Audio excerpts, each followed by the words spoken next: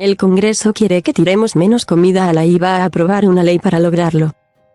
En la semana de la nueva ley de vivienda, en la semana de la euforia de Pedro Sánchez y de todo su gobierno, el Congreso dejó a punto una ley que no es que sea menos mediática, es que no es nada mediática. Pero eso no significa que no sea importante o que no afecte a nuestras vidas, a nuestras rutinas. La Comisión de Agricultura, Pesca y Alimentación aprobó el miércoles por la tarde el dictamen de la nueva ley contra el desperdicio alimentario. No tuvo ningún voto en contra. Se abstuvieron Vox y ERC. Pero PSOE, PP, CES y PNV impusieron su criterio y dejaron la norma a 1 milímetro del Pleno. O lo que es lo mismo, a 1 milímetro de su aprobación. El Senado la acogerá después para revisarla y estudiar posibles cambios.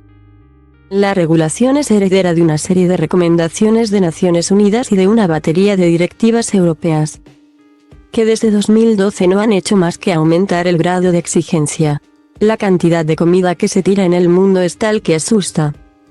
También hay normas en España. Hace un año aproximadamente, las Cortes avalaron la ley de residuos, que incide en el asunto, pero de la que el Congreso tiene en cocinas más concreta y más ambiciosa.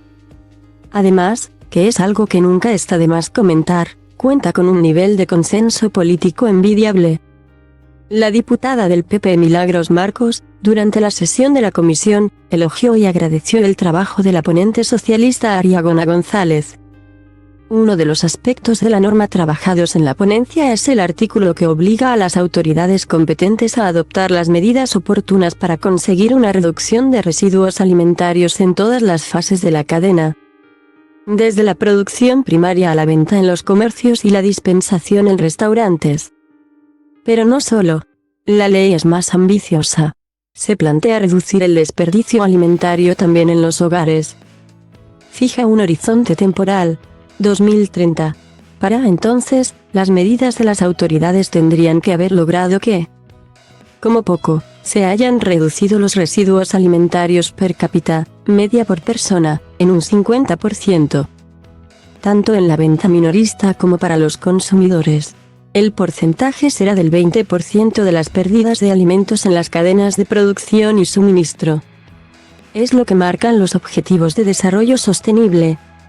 Los datos abruman.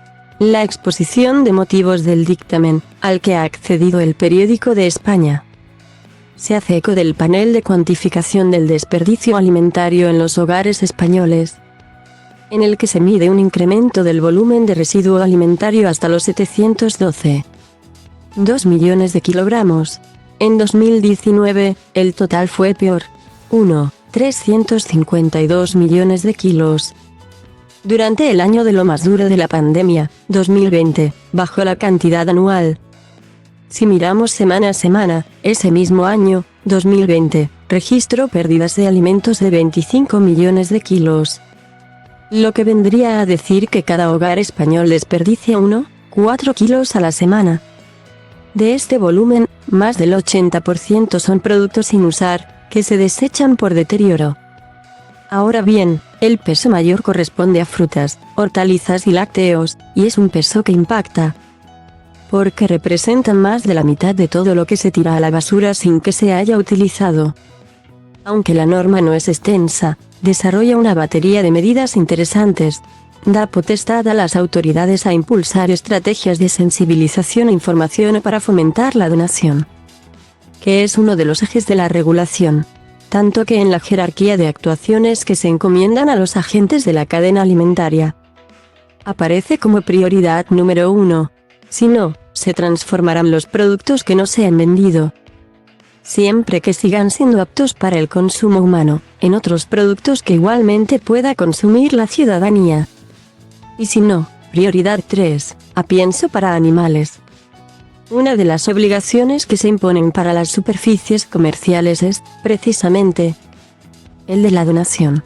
La ley antepone la necesidad de acuerdos y convenios que faciliten la donación de los excedentes de alimentos a empresas, entidades de iniciativa social y otras organizaciones o bancos de alimentos.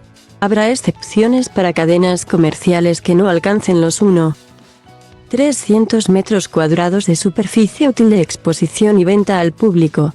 Además, Las microempresas del sector quedarán excluidas. Sin embargo, las cadenas que superen dichas dimensiones no podrán escabullirse. Las grandes compañías deberán hacerlo por ley. Por esta ley. Las administraciones públicas también tendrán sus obligaciones. Entre otras, las siguientes: promoverán negocios para la canalización de excedentes alimentarios. Apoyarán la investigación y la innovación en la búsqueda de soluciones tecnológicas que alarguen la vida de los alimentos o su reutilización, o efectuarán una medición exhaustiva de forma periódica. Y en cada fase de la cadena alimentaria, sobre cuánto se pierde. El Ministerio de Agricultura se encargará de ello. Asimismo, estudiarán medidas fiscales tales como la reducción en la tasa de basuras en proporción a la cantidad de pérdidas y desperdicio alimentario evitados a través de la donación, según consta en el dictamen. Al final del texto, el régimen sancionador. Las comunidades autónomas dispondrán de margen para estipular las suyas, pero dentro de unos contornos perfilados por la norma. Serán infracciones leves no aplicar a las pérdidas y el desperdicio alimentario la jerarquía de prioridades establecida en la ley, o no justificar debidamente por qué no se aplica. Las empresas que no lleven a cabo la donación de los alimentos que siguen siendo aptos para consumo humano, previa vulneración de lo que tipifica la norma, serán amonestadas con esta tipología. Aquí caben las de la industria alimentaria, de distribución y de hostelería y restauración. Infracciones graves serán no contar con un plan de prevención de las pérdidas y el desperdicio alimentario. Discriminar en el acceso al reparto de los alimentos y la comisión de más de una infracción leve en el plazo de 2 años. Las cuantías oscilarán desde los 2.000 euros a los 500.000, en función del grado de la infracción.